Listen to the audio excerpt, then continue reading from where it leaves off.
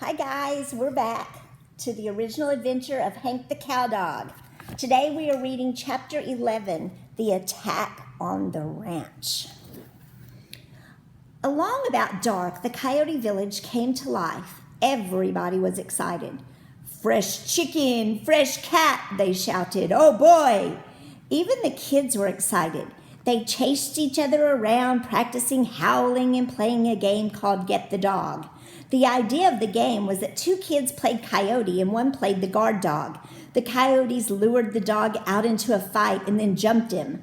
I had played that game myself, only when I played it, it had been a game where I'd been on the dog side. I'd never thought it was much fun either. After the sun went down, Scrunch climbed up on a pile of rocks and gave a speech to the whole village. He was a firebrand and a rebel-rouser, and he preached the kind of hot gospel that coyotes wanted to hear. Jackrabbit, run too fast, make coyote tired to catch. Mouse run down hole, coyote have to dig. Make tired too. But chicken easy, chicken nice and fat, sit on nest, not fight. Chicken plump and juicy, this night everybody eat chicken, oh boy! A cheer went up from the crowd. I was standing beside Missy and she whooped and hollered along with the rest of them. Scrunch waited for the cheering to die down and he glanced at me. Ranch not have big guard dog now, only little white dog with cut off tail. Maybe this night we kill little white dog. Another cheer went up. Scrunch watched me with half a smile on his face. When I didn't cheer with the rest of them, he said, What you say, honk? Maybe you help kill little white dog? Huh? Maybe so, Scrunch, maybe so. Then he led the whole crowd in singing, Me just a worthless coyote, which everybody was favorite song of everybody's, sort of the coyote national anthem. I noticed that it brought tears to old Chief Gut's eyes. Guess it brought back memories of his younger days. When the song started, Rip and Snort came over to where I was sitting and wanted to harmonize just the way we had done the night we went carousing. I tried, but I just didn't feel much like singing. But Rip and Snort bellered and howled and had themselves a big time. They were all excited about the raid. And they got into an argument over which one was going to give Drover the worst whipping. Listening to them snarl at each other, I got a funny feeling about good old boys. They had a way of changing into mean old boys really quick. The singing stopped, and it was time to start the raid. Scrunch led the whole village in a howl. Then those of us who were going on the raid lined up in single file. Missy came over to tell me goodbye. Honk have good fight, bring back fat chicken, prove to everybody that he good coyote. Thanks, Missy, I'll do my best. Then we marry, have 7, 8 little pups. 7 or 8? She gave a yip and a howl, maybe 9 or 10, oh boy.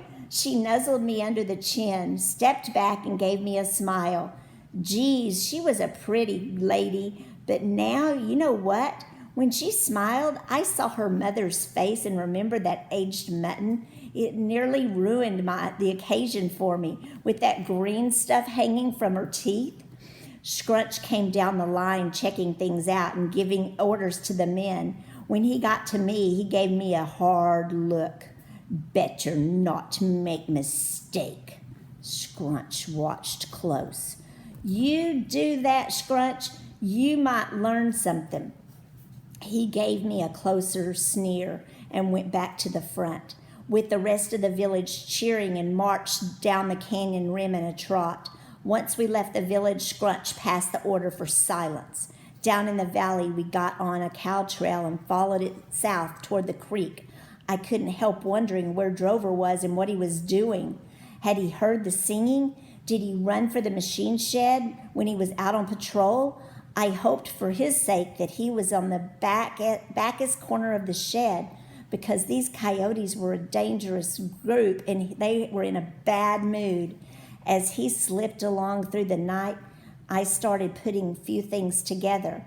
It was pretty clear by this time that Scrunch was the one that had been responsible for the chicken murders. He had slipped down there by himself and killing one or two a night, and now he'd decided to launch a full-scale invasion and share the spoils of war with the rest of the coyotes. Funny, I'd solved the case, only now I was looking for another side.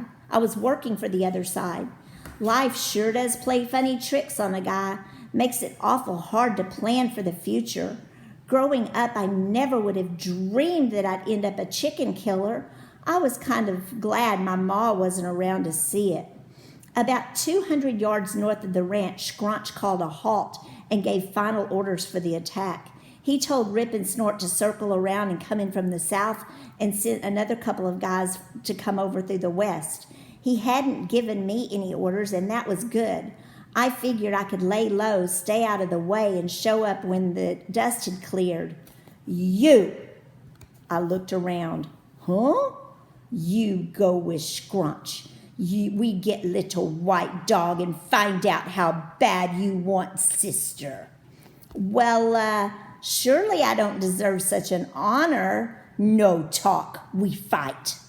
The others left, and me and Scrunch started sneaking toward the ranch. I felt sick. Things had gotten out of control, and I hadn't wanted it to happen this way. Me against my old buddy Drover. In his own humbling way, Drover was a nice little dog. We'd had our squabbles and differences, but we'd had some good times too. About 25 yards away, Scrunch stopped and dropped down into the grass. I squinted into the darkness and saw Drover standing beside the northeast corner of the machine shed. Just as you might expect, he wasn't looking in our direction. The little runt had no idea what he was fixing to get into. A laugh growled in Scrunch's throat. This easy, he he he, stupid dog. I couldn't argue with him. Fact is facts. We crawled further another 10, 15 yards, and then off to the north, Rip and Snort raised a howl. Drover jumped up in the air and faced the south.